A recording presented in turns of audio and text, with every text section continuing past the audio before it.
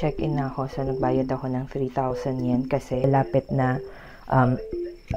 mga malalapit na restaurants dito. So, magpapahinga lang ako saglit kasi bumalik ako. Malamig nga pala sa labas. Nag-order tayo sa McDonald's, yung bago nila. Ayan siya. Tikman natin itong ano to? Ayan. Ganyan na siya.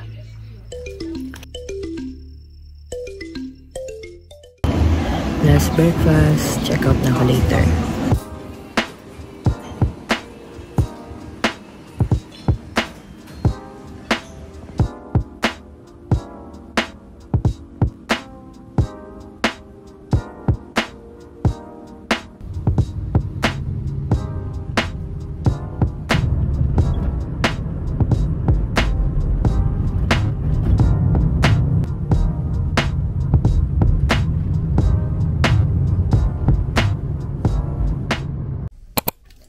Okay, so nandito na ako sa Apa Hotel na Ekigishashi something like that.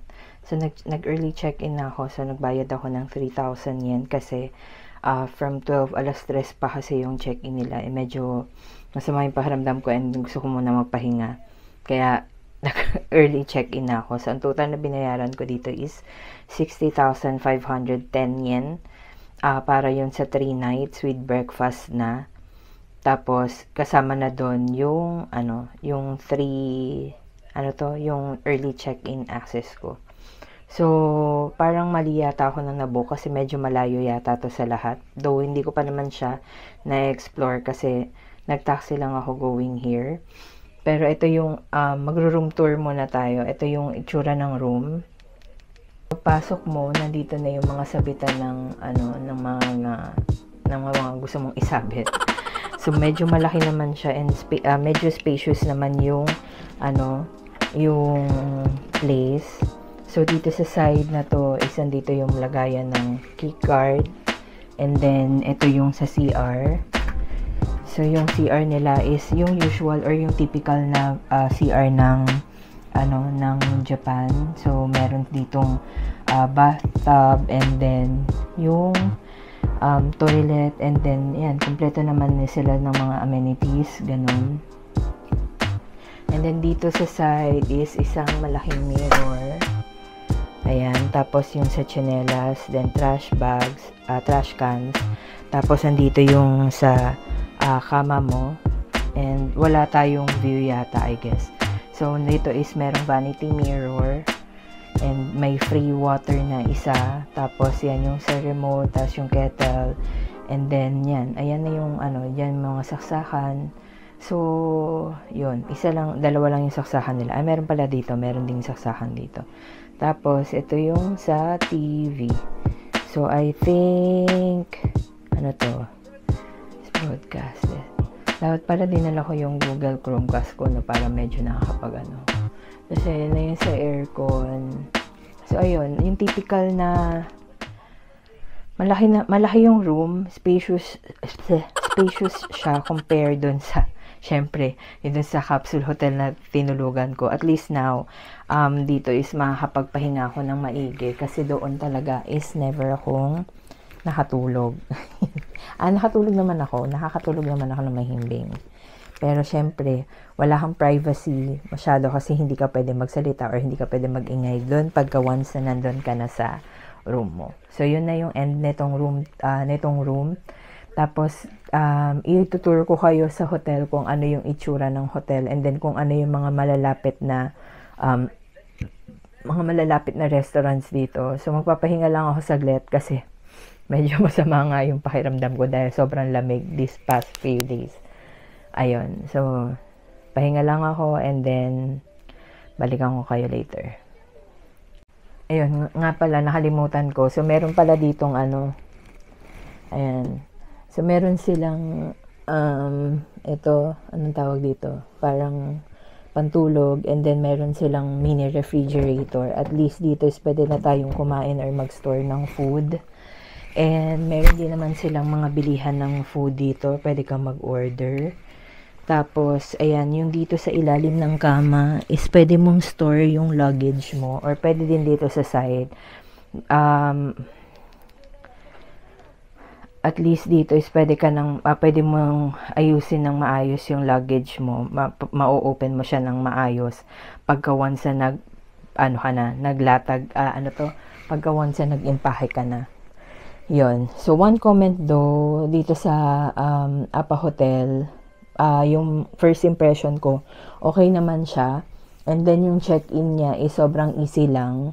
Pagka once na magre-request ka lang ng early check-in, yun, pwede mong kausapin niya sa concierge. Pero pagka once na gusto mong halimbawa, time na mag-check-in, digital naman na yung pag-check-in nila. So, automated na siya. Ikaw na mismo yung, parang self-check-in na yung magaganap, ganun.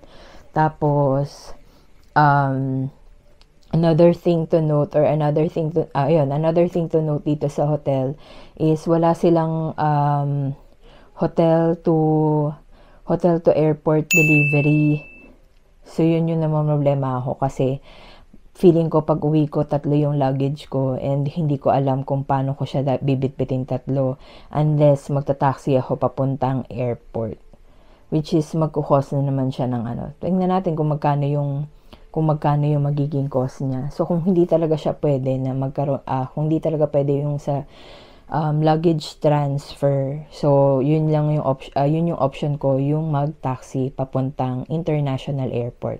At least kung magta-taxi ako from here to international airport, I think kaso kasi ang problem ko nun is 8 pa yung 8 PM pa yung aking Ayun, 8 PM pa yung flight ko papuntang Philippines. So, pag-iisipan ko muna maigi, hindi mapag-function yung utak ko. So, balikan ko kayo later. Bye-bye.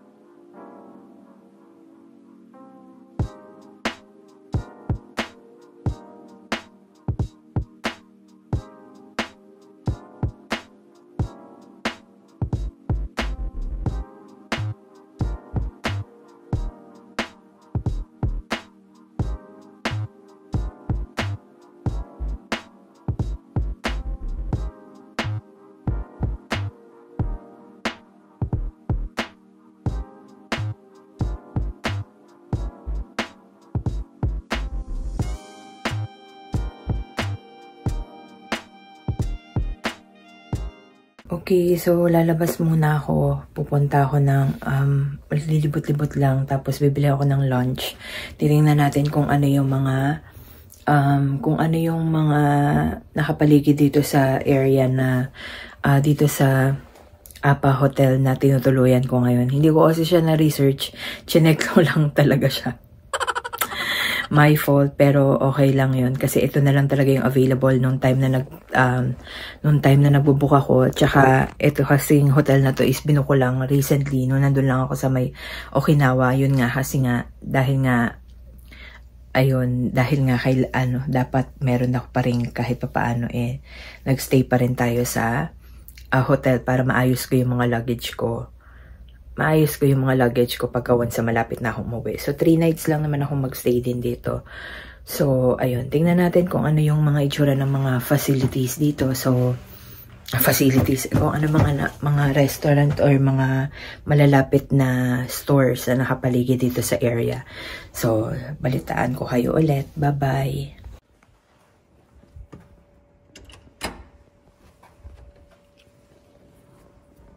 Ito pala yung trouser press nila. Nakalagay yung trouser press. Tapos dito na yung umuulan ba? Sana hindi umuulan. Open ba? Lamig. Bumalik ako. Malamig nga pala sa labas. Na-realize ko na malamig pala sa labas. So, kailangan ko nga pala naka-coat. Pasensya naman. So, ayun. Wait lang. Ayan. So, nagsuot na tayo ng coat. Kasi naalala ko malamig nga pala sa labas. Pasensya naman. Kaya bumalik ako. Tsaka medyo umuulan yata. 60% kasi yung chance na ano, 60% daw kasi yung chance na uulan. So, wala akong payong. Good luck na lang talaga sa akin. So, good luck sa akin. Bye-bye. Tsura no. Labas. Then, bababa tayo. Hindi ko alam kung ano to. Pero parang maganda. Pwede tayo mag-picture dun, oh. Oh, palis. Pwede ba? Tapos may malapit na local food stamina iron plate. Ito yata yung nakita ko sa nung nagre-research ako ito. May malapit na Family Mart dito. Ayan, ang cute, oh. Malapit din na coffee shop pala dito. So, ito is Hakata East Terrace daw to. Itong lugar nito. Dito na pala. Amazing. Nag-order tayo sa McDonald's. Yung bago nila. Parang Gracoro yata yung tawag doon. Titikman natin. Yay!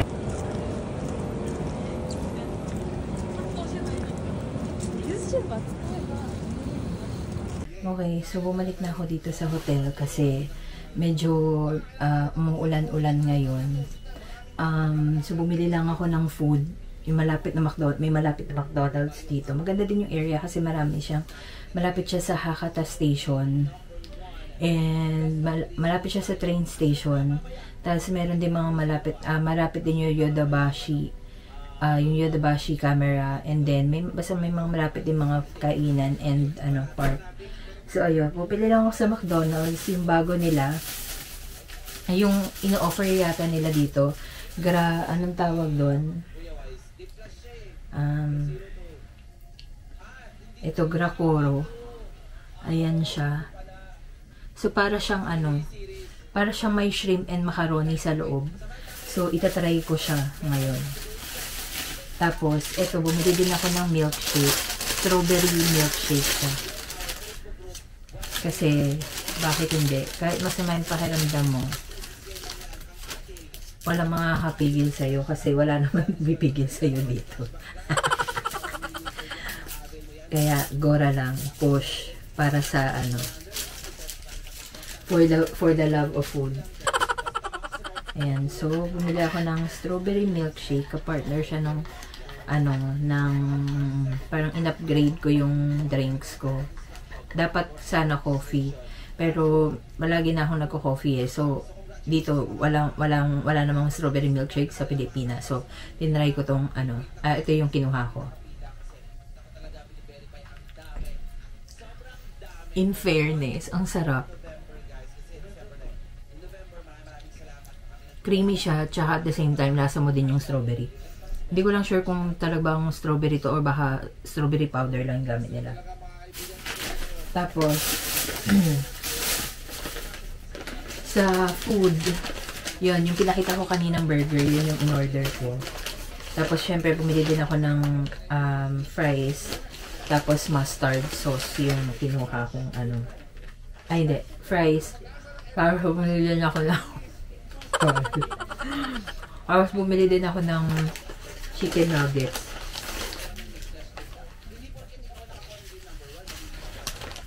Pasensya na po, apa. Namiss ko po yung ganito. Na kumakain sa kama. Tapos bumili ako ng chicken nuggets nga, 5 pieces 5 pieces lang.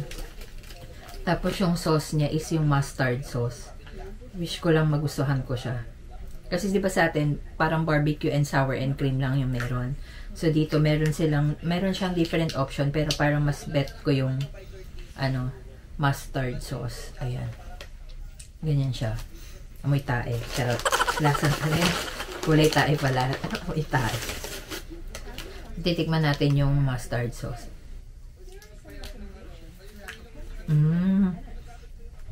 Masarap. Huli sa background kasi namiminood ako ng M6 playoffs na kasi. Kaya nilaglag yung Aurora. Babiyahe pa naman ako papuntang Malaysia sa susunod na araw. So, ayan. Ito yung chicken nuggets na in-order ko. Parang add-on siya. Hindi nga. Ayan na natin to kasi baka matapon. Magbayad tayo.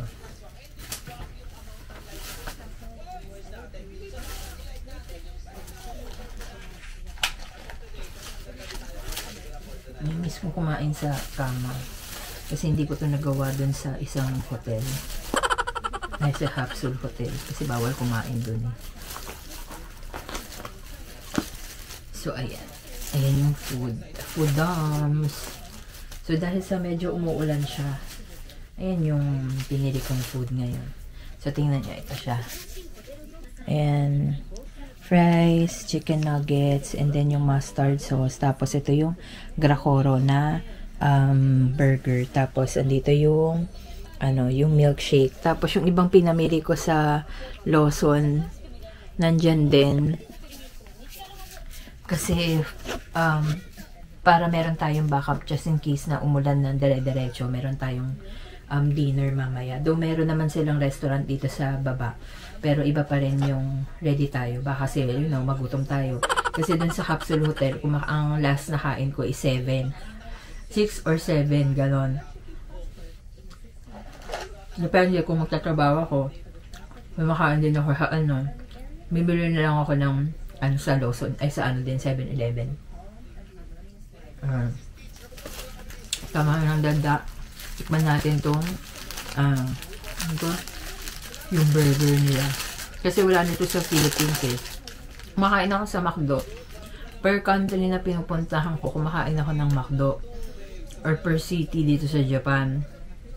Na-try ko yung yung McDonald's na tinry ko dito sa Okinawa.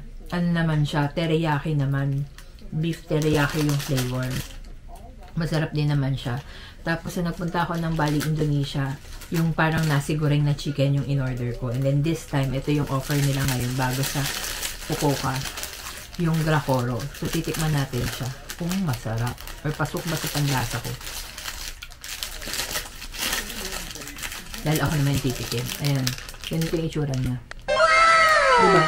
Kung ano yung nasa picture, yun din yung makikita mo. Sa atin, pipito. Sorry Philippines. Sa atin, kung ano yung nakita mo sa picture, hindi yun. Parang naka-filter, ganon. Ayan, first bite ng gracoro.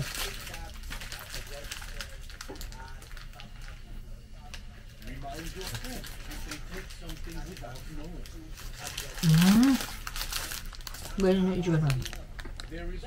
Ganyan. Kita ba? Masarap.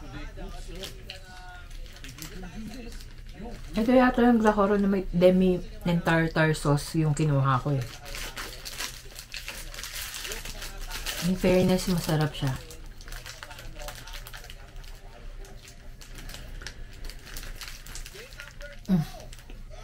Masarap. In fairness. Pasok. Hindi ko alam kung gutom lang ba ako. Talagang masarap siya. Masarap siya. Pagka napunta kayo dito sa Fukuoka, try nyo to.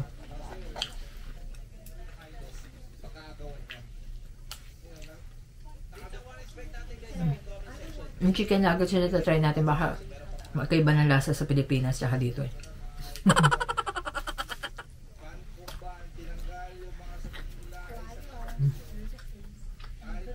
Magkaiba siya pero ng lasa kasi nga sa sauce na ano, barbecue sauce kasi yung lagi kong in-order sa Philippines.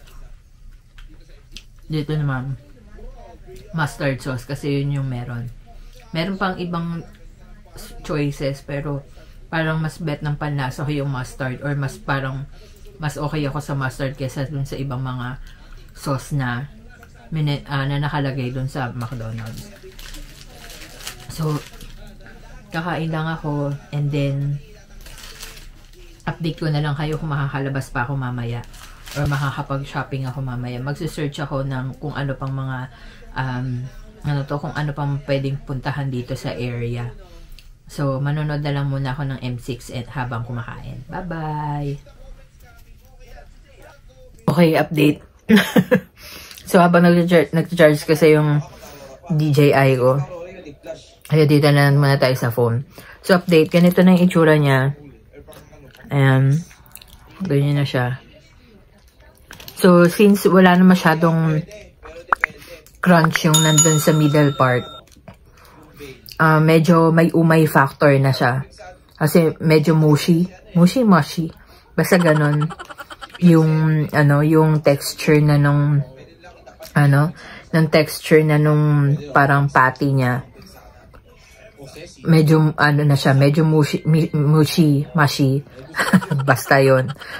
Medyo malambot na siya kaya medyo may umay factor na siya. Ang ginagawa ko is sinasamahan ko ng nuggets at saka ng